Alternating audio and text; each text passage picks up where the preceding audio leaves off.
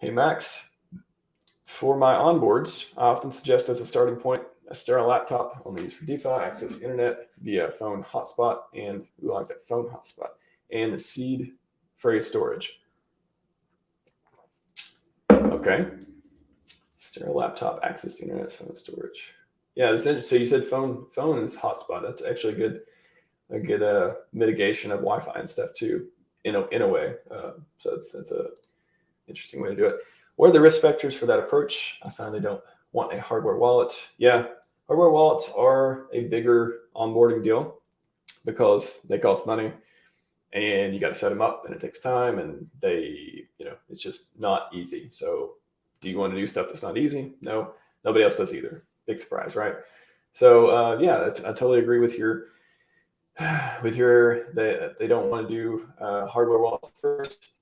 So let's go to the root of what you're doing so far. So sterile laptop, that is. So you could frame this question this way: how do you set up a new crypto account, generate keys, blah, blah, blah, in a way that limits your attack surface and limits your risk of, leaking and stuff. So sterile laptop, I'll address that first. Very important.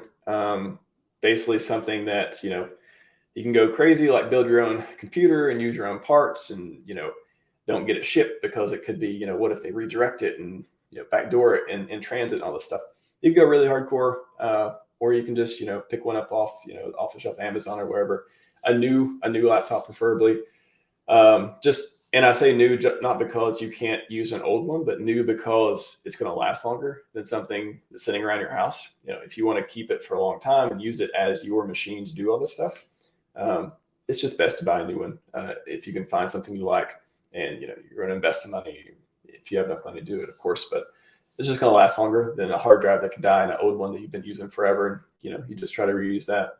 So I'm always proactive in that stuff of, hey, I want everything to kind of last forever or last as long as possible. When I do stuff, I don't want to do it twice. I don't want to lose data, stuff like that. Of course, you want to, you can back it up. But now, if you put in a backup hard drive, now you've got to encrypt it, and you've got to take care of it and use strong passwords, all that stuff too. So that's the first part. Yes, sterile environment, something that's preferably new or super formatted that isn't only, you need to access the internet eventually to interact with the blockchain. But, maybe you only do Ethernet. A lot of people only do Ethernet, so they don't have to deal with, they turn Wi-Fi off, disable the adapter, all that stuff. They turn Bluetooth off, all remote communication they disable in some way. You can use a hotspot. Yeah, I could see that. It removes some of the Wi-Fi attacks, I guess. But again, there's not a lot of people going to be attacking you at home. Like, not a lot of people just like driving by, like, oh, I'm gonna hack you from my, if you're not a target, So hotspot, Wi-Fi, I would say just straight Ethernet if you have an adapter in your laptop or whatever you're using, or just get a USB to Ethernet adapter and plug it in if you still have the ability to do that. I don't know if people still plug in Ethernet. I do, but I know not the average person. Seed phrase and seed phrase storage. So seed phrase storage, that's an interesting one. So hardware wallet, you have that to generate it and kind of give you that 2FA that, has something you have. It's something you have and something Something you have is the hardware device that you plug in, and something is the PIN number for the hardware wallet. So you still have, your recovery seed phrase that you need to keep somewhere safe. Or you can use the Shamir backup deal, which basically turns your seed phrase into shares. And you can say, okay, I want to make 5 shares. And I'm going to say I want to require 3 of these shares to recover my seed phrase. So you do it, and then maybe you lose one or somebody steals one or whatever, but you still have the 3 intact. You can still access your keys. So that's the basics of Shamir backup hardware. Some hardware wallets support it. I think maybe I'd say both of the major ones do, Ledger and Trezor. So anyways, tangent on that, but seed phrase storage, it's always pen and paper, of course. How long is that going to last? You got to think about that. What kind of ink you're going to use. Not all magic markers are the same.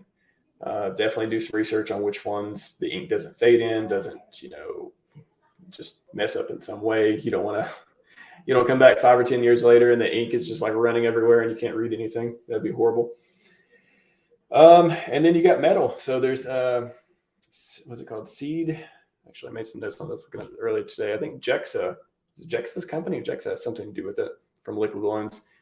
I think it's called Seed Vault. Yeah, so Seed Vault. If you just Google for Seed Vault, I'll type in the chat. Look at that. Go to YouTube, subscribe to their videos and stuff. They're really good. They have metal wallets, and you can actually take a punch down and punch down your seed words in the metal using a metal tool and screw it together, make it look blank on the outside. They give you tamper-resistant tape, all that cool stuff. So you get a clue if you've been compromised because somebody's opened it. You assume they read the seed words and it's compromised and stuff. So that's pretty good. There's attacks on hardware wallets. If anyone wants to ask me questions what attacks they are, I'll go into that. But I wouldn't say they're, as I said first, nothing is 100% secure. So, but I can talk about that if you want to. But yeah, so what are the risk vectors for that approach? Well, the risk vectors, the sterile laptop removes a lot of risk vectors. A lot of the most common ways people get hacked in crypto are not having a browser that's out of date. Honestly, that's like the most boring advice I can give. Always update your browser. Do not browse the internet with an out-of-date browser, for example, because a lot of exploits and stuff come through that. Or letting someone else on a computer who may do something or may just trigger some other malware that gets on there. And one way or another, you get malware on your computer. That's how a lot of the stuff, a lot of the attacks come from, whether remotely or locally or whatever. You can connect to Wi-Fi and click the wrong stuff. That can happen too. Hardware wallets remove some of that. So I don't want to come back to hardware wallets because I know in this case the onboards aren't super interested, but essentially removes that attack surface because you're basically taking your computer, which is a fully functional device that can run everything, including malware, and you're trusting a tiny device that has an Ethereum wallet on it, Bitcoin wallet, whatever, on your hardware device, and it's got a super tiny attack surface. And can malware run on it? I'm going to theoretically say yes, because anything can happen anywhere. But it's much harder 1,000 times harder to run malware on a hardware wallet than it would be a regular computer. So risk, you want to do it where you're going to make sure no one else has access to it. Your internet, again, Ethernet would be best to make sure there's no wireless shenanigans. And seed storage, whatever you choose on that, but just make sure it lasts forever and no one else can get to it. And you can use the Shamir backup deal where if somebody does, you create 5 different shares of your seed words and somebody steals 1 or 2 of them, you put them like 5 different places or something. Somebody shares 1 or 2 of them, they don't get access to your keys, but you still have access. So that's something to look into too. I'll type that in the chat. Shamir backup. Google for that.